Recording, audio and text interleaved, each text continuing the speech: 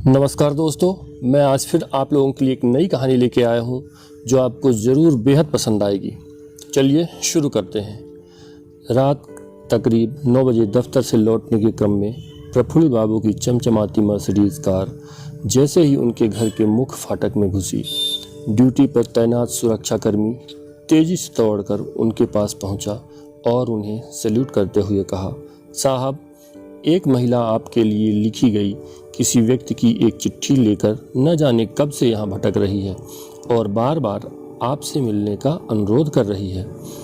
मेरे मना करने के बाद भी यहाँ से नहीं जा रही है। उसके साथ उसका एक बच्चा भी है।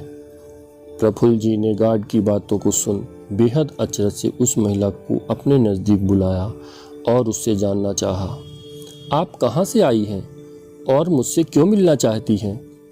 किसने मुझे ये चिट्ठी लिखी है?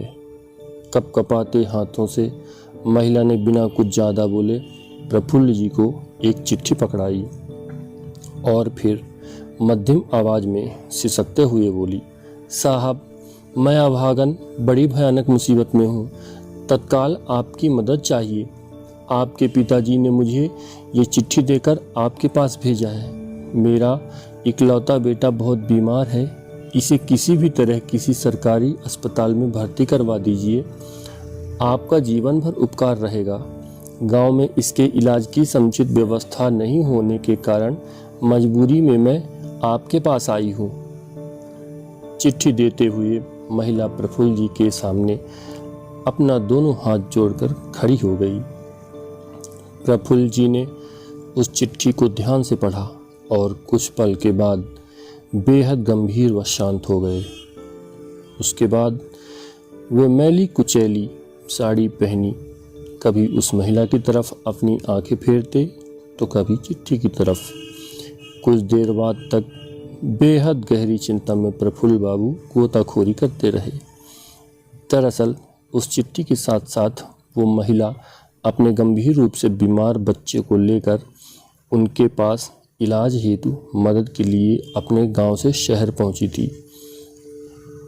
आप कब से मेरा इंतज़ार कर रही हैं? क्या आपने कुछ खाया है? प्रफुल्ल जी ने महिला से जानना चाहा। इसके उत्तर में महिला कुछ बोल न सकी, बस उनको लगातार एकटक देखती रही।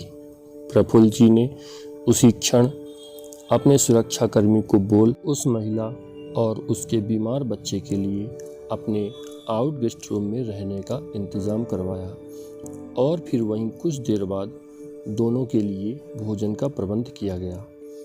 उन दोनों के भोजन करते करते प्रफुल्ल जी फिर अपने मोबाइल फ़ोन से किसी से कुछ बात करते हुए उसके सामने उपस्थित हुए। महिला ने पुनः उनसे फरियाद करते हुए कहा, साहब, भगवान के लिए मेरी मदद कीजिए और मेरे इकलौते बीमार बच्चे को किसी सरकारी अस्पताल में भर्ती करवा दीजिए, नहीं तो इसका बचना मुश्किल है। दोस्तों, क्या प्रफुल्ल उस महिला की मदद करेगा? क्या उसके इकलौते बीमार बच्चे को किसी सरकारी अस्पताल में भर्ती करवाएगा?